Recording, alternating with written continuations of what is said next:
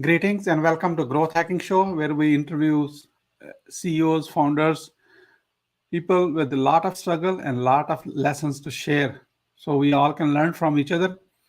And today I have a very special guest, Glenn Haussman. He is the host of No Vacancy podcast and has interviewed tons of founders and CEOs of different verticals. Please join me to give a warm welcome to our guest, Glenn Haussman. Glenn, welcome. How are you, sir? Thank you so much for having me. Excellent. Thank you so much for joining me. Let's get started. Let me start with this. Where were you? What happened? Who you were surrounded with that inspired you to get started with No Vacancy podcast? I started this as we are broadcasting this. I started about 5 years ago and 2 weeks ago, and it was a big change in my life. And I spent a year really thinking about making that change. I was 45 years old at the time, and there were a couple of different things going on. Number one, I was feeling creatively constrained in the company that I was working with at the time.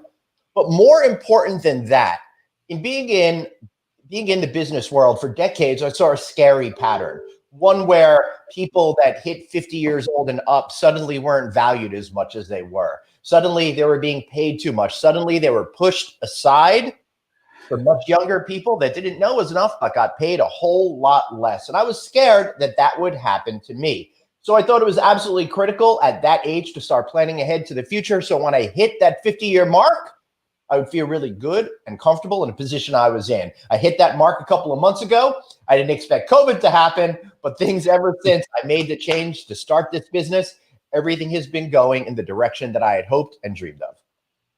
Wonderful. So, specifically in last 5 years, what are the top three lessons you learned, which we kind of mistakes to avoid, so we can learn from your experience? Some of the mistakes, I'd like to think that I haven't made that many mistakes, at least not ones that I'm way too cognizant of. Glenn, come on. I'm only asking for three. All right. Now, but I gotta smooth it out a little bit. So all of that. But one of the things that I see is maybe not having enough insight into what's going to be happening in the future, not recognizing that we all have blind spots. I try very hard now to take on the attitude of I don't know what I don't know, and I'm going to be absolutely vigorous in trying to figure that out. By understanding things that I didn't even realize I should be understanding, that is something that helps me grow my business and move forward into the future. I think the number two thing, a mistake that I've made, is taking on way too much. This year, my goal is to remove myself from things that I have no business doing, things that others can be doing, which will allow me to go ahead and do more important things such as sales, such as more industry outreach, such as figuring out what the next evolution of my company is going to be. But for too long, I was scared to invest that money in order to really put me in a better position. And I think that set me back a little bit. Just this morning, for example, I was updating some stuff on my website. I shouldn't be doing that at this point. So that's a mistake I made. And I think the last thing, number three, would be falling to the trap of having not enough diversity of thought.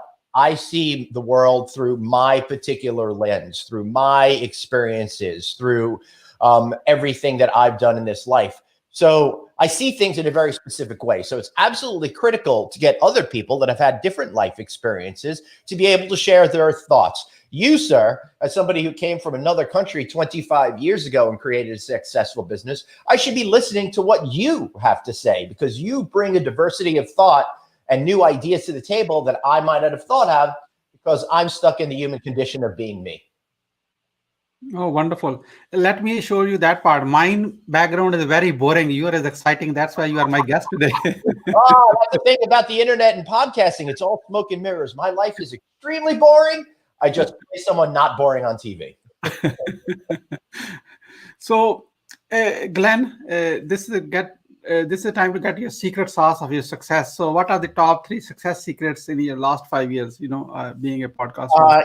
Don't listen to others, but don't listen to others. There are too many people out there that will say, don't do this, don't do that. It's not the right decision.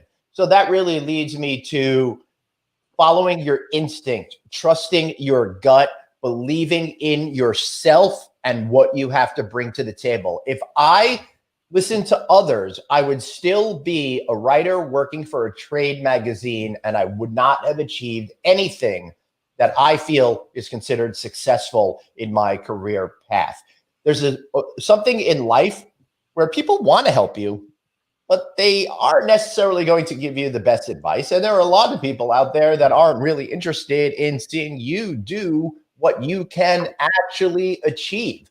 When I first started working for a hotel industry trade magazine back in the 1990s, my boss at the time said, if you do this job, you're never, ever going to be able to do XYZ again. And he meant I could never write anything in consumer magazines. I could never achieve anything outside the tight little vessel of that particular hotel trade magazine. Well, I didn't believe him, and I never let that steer me in a direction. When I started this business, nobody was telling me that the future would be podcasts, the future would be videos, the future would be partnering with great organizations to create smart content marketing that emotionally engages with people.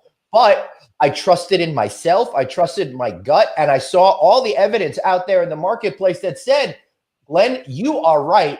The other people that are saying that's not the case, well, they simply don't know, or they don't have the vision. No, that's a great. Definitely, it's amazing.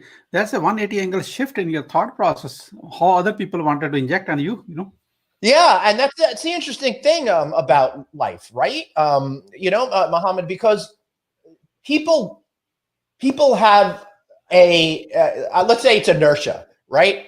People who are stuck tend to stay stuck. I try very hard to constantly be in motion, constantly push myself, constantly be aware of changes that need to take place and make those changes. Of course, I've fallen short when it comes to taking on too many responsibilities I shouldn't be doing, but at least I'm keenly aware of what I have to do in order to find those tools to continue to find successes. And the other thing that I think that people need to grapple with is you have to fight that inner voice in there. I still have that that little boy who was picked last for the sports teams telling me, keep doing this, yeah, telling me you can't, right? You can't do it. You can't do it. But too bad. You got to block out all those voices, and you've got to move forward no matter what adversity you see or what challenges come your way. Yeah, wonderful. So, Glenn, who is your ideal guest for your podcast? If someone is watching, they want to be a guest on your podcast. Yeah, sure. Well, at No Vacancy and No Vacancy Live, we do a couple of different shows. We're going to be launching a Friday night happy hour show very soon called Friday Night Audit. We're going to be doing a new tech series, and we're going to continue to bring things that help people find successes within the hospitality industry. But when it comes to No Vacancy, to me, the top guests are the big fish, the big CEO type people that are making all of the decisions. On tomorrow's show, for example, we have Jerry Inzarello, who's a very, very world-renowned type of a guest. Just the other day, we had the SVP of Edition Hotels, for example. These are true leaders in our industry. We constantly have on Chip Rogers, the CEO of the American Hotel and Lodging Association, who's been out there battling to help get relief to hoteliers across these great United States. But the people that aren't coming on the show are the top tier CEOs of some of the major hotel companies. When this COVID crisis started, I was hoping that some of them would actually come on board, but they're missing a great opportunity. They're missing the opportunity to talk directly to their constituents, the ones that are buying hotels from them. Instead, a lot of them are playing it safe and hiding out and trying to control the media in which they represent. I do a show that's filled with love and empowerment, and we try to entertain our audience, but we're always respectful of our guests, and we give them the opportunity to have a strong voice. So CEOs of some of the major hotel companies that have not yet come on to No Vacancy, challenge you, come on, talk to us, get your message directly to the people that matter most to you. Wonderful, wonderful.